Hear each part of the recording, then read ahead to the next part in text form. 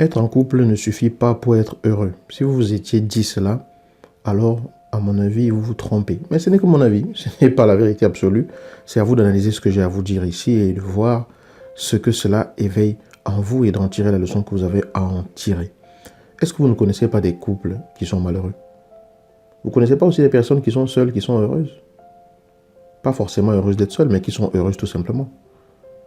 Mais je pense que vous connaissez aussi des couples qui paraissent heureux, qui dégagent le bonheur, qui irradient le bonheur. Rien que le fait d'être ensemble, de les voir ensemble, on sent la complicité, on sent une certaine alchimie et tout. Mais est-ce que ça veut dire que c'est parce qu'elles ont trouvé forcément la bonne personne? Oui, ça joue certainement. Mais est-ce que cela suffit? À mon avis, cela ne suffit pas. C'est pas parce que, voilà, on a trouvé ce qu'on estime être la perle rare et tout, qu'avec cette personne-là, ça va forcément être facile et qu'on va forcément connaître le bonheur. Parce que le bonheur, c'est quelque chose qui va se construire. Ce n'est pas le fait d'être à deux qui apporte le bonheur. C'est vrai, ça peut être un bonheur d'être avec quelqu'un qui est exceptionnel et qui est particulier. Je suis d'accord. Mais sur le long terme, ce qui va vous permettre de développer votre bonheur ensemble, votre équilibre heureux ensemble, votre équilibre harmonieux ensemble et tout, c'est comment vous vivez votre relation. Être en relation avec une personne, c'est déjà très bien. Quand on estime qu'on a trouvé la bonne personne. Mais après, c'est la façon dont la relation se travaille qui apporte le bonheur. C'est la façon dont la relation se construit, se développe qui apporte le bonheur. C'est la façon dont vous vivez votre relation et comment vous la nourrissez qui apporte le bonheur. Parce que dans une relation, vous êtes trois. Vous pensiez que vous étiez deux? Non, vous êtes trois. Vous êtes trois. Réfléchissez bien. Vous êtes trois. Il y a vous, il y a l'autre, et puis il y a la relation qu'il faut nourrir. Cette relation, c'est comme un bébé à qui il faut apporter des aliments pour qu'il grandisse, qu'il devienne fort, solide. Et en fonction de comment vous le nourrissez, en fonction des adversités qu'il connaît, en fonction des chutes qu'il connaît et tout, il peut développer une certaine résistance par rapport à beaucoup de choses. C'est exactement pareil une relation de couple. Comme toute relation humaine d'ailleurs. Quand on parle de relation ici, c'est toutes les relations.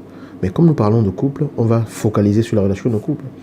Donc pour connaître l'amour véritable dans votre relation, il faut que vous compreniez que, bien sûr, j'ai dit l'amour véritable parce que je suppose, j'ai parlé du bonheur au départ, mais je suppose que quand vous cherchez l'amour, c'est que c'est parce que vous voulez connaître du bonheur dans votre relation. Et ce bonheur-là passe certainement par des représentations que vous vous êtes faites. Et c'est pour cela que j'explique en disant que être à deux dans une relation ne suffit pas pour être heureux. C'est bien, on est heureux d'avoir la personne que l'on a, qui est particulière, qui est exceptionnelle, qui nous correspond, qui a les particularités qui vont vraiment avec ce que l'on recherche, oui. Mais après, la relation se travaille. On apprend à communiquer, on apprend à passer du temps ensemble et tout. Votre relation est un être vivant. Votre relation est un organisme vivant.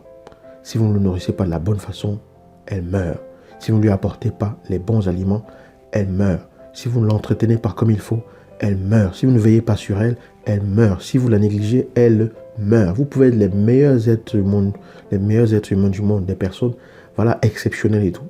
Si cette connexion, cet écosystème que vous fabriquez, que vous êtes en train de développer, ce monde que vous êtes en train de créer ensemble, parce que la relation, c'est un monde que vous créez ensemble.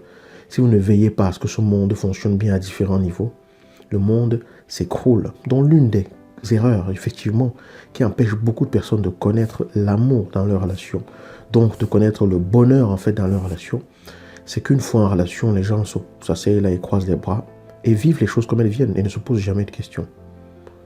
Demandez-vous, est-ce que je lui ai donné à manger à ma relation aujourd'hui? Est-ce que je l'ai nourri aujourd'hui? Est-ce qu'en parlant de la façon dont je parle, là, je suis en train de nourrir ma relation ou bien je suis en train de l'empoisonner? Quand vous donnez certains aliments à votre enfant et qu'il mange, qu'il savoure, qu'il est content et tout, vous savez qu'il aime cet aliment. Mais si vous lui donnez un aliment une fois, il mange, il vomit. La deuxième fois, il mange, il a la diarrhée. La troisième fois, il mange, il se retrouve à l'hôpital et tout. Vous allez finir par comprendre que cet aliment est toxique pour votre enfant. Et vous n'allez plus lui donner. Parce que ça peut le tuer.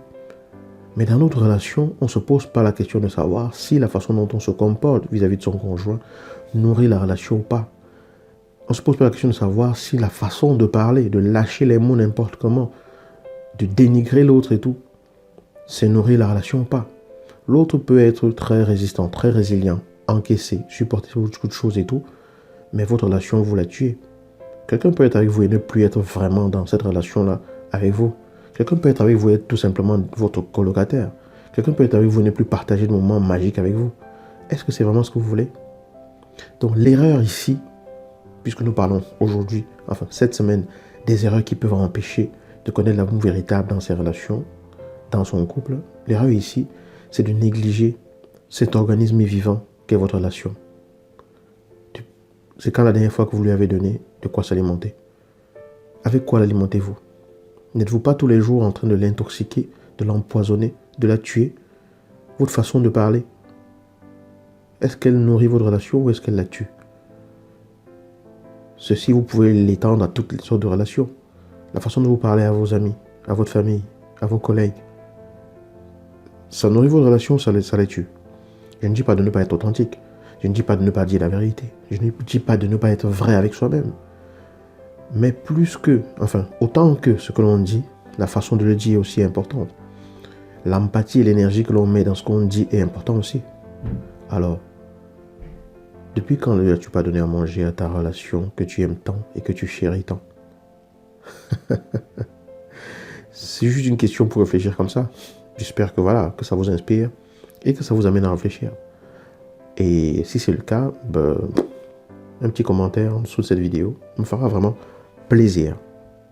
Et je vais vous dire simplement à demain dans la prochaine vidéo. Ciao.